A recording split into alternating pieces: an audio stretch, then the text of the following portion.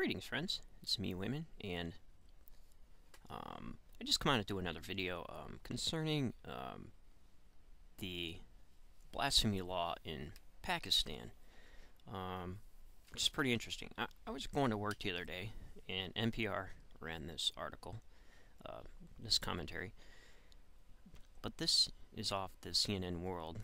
Official Pakistani Christian woman falsely accused of blasphemy. So, she's been in jail for about 15 months. So right here. Asa. I can't correctly pronounce her last name because I'm not sure of the pronunciation, but here she's out in the field working with her neighbors, and she offers them water, or she wants to give them a drink of water, or offers something happen. They said they couldn't drink the water because it was contaminated because she was Christian. And a lot of times, this isn't one up for the Christians. Christians done the same thing in the past, and you would think that Islam would learn something from the history of Christianity. There was a time before Islam was taken over by extremism, where Islam was a lot more tolerant, and I'm asking why that's not the case today.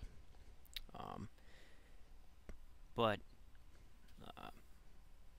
I don't know for sure. I could be wrong, but I believe even Iran has an anti-blasphemy law. And this is the thing. This woman could die. You know, a lot of Christians are being pushed out of certain areas of Pakistan.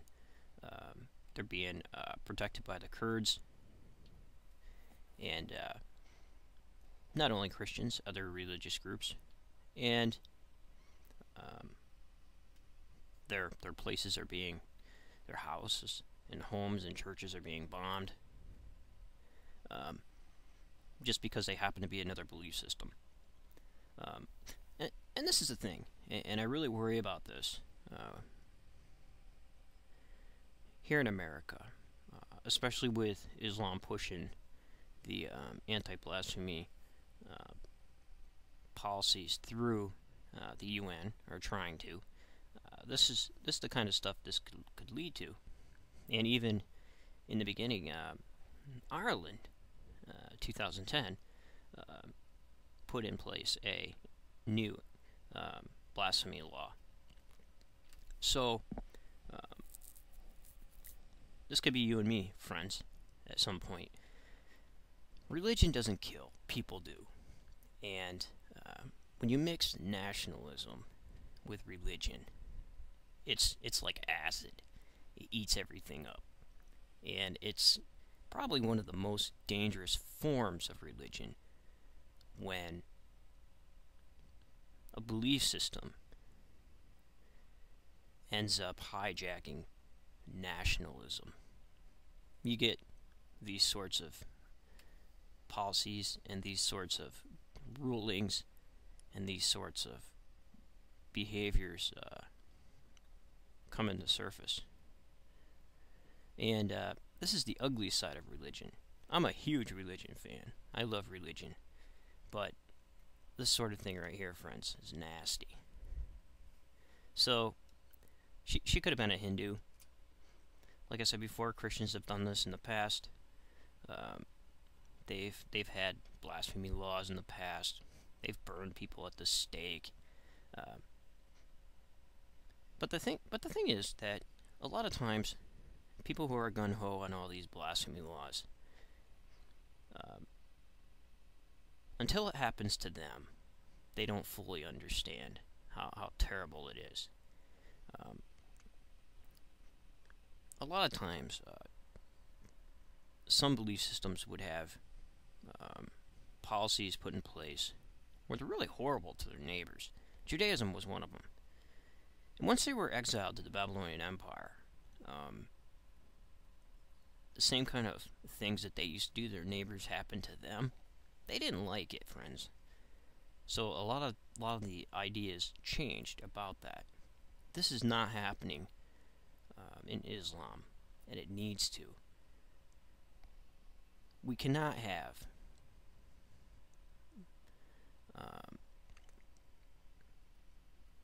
nationalism and religion mixing like it does. This is the one thing that I dislike about religion, and you see it happening not so pronounced, but here in the U.S., especially with the Christian Coalition back in the day, Newt Gingrich, and then back with George W. Bush Jr., and you had ideas of extremism happening,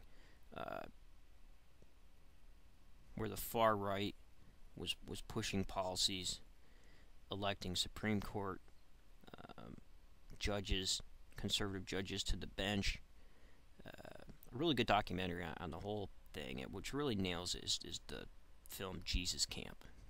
When those kinds of extremists get into power, their neighbors are dead.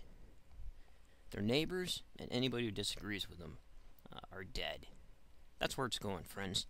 So I feel sorry for Asa, not because she's a Christian, but because she's unable to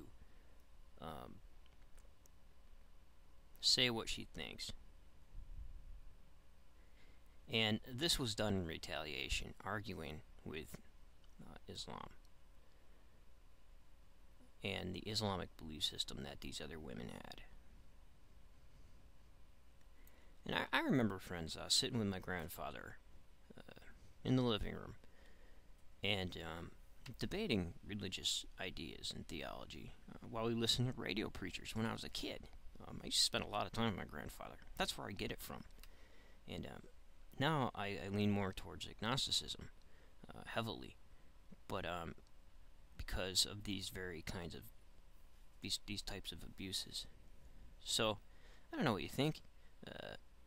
Probably this video will be flagged in some way. I don't care. I expect it to be. But take care, friends. And remember, if everybody's thinking alike, then somebody isn't thinking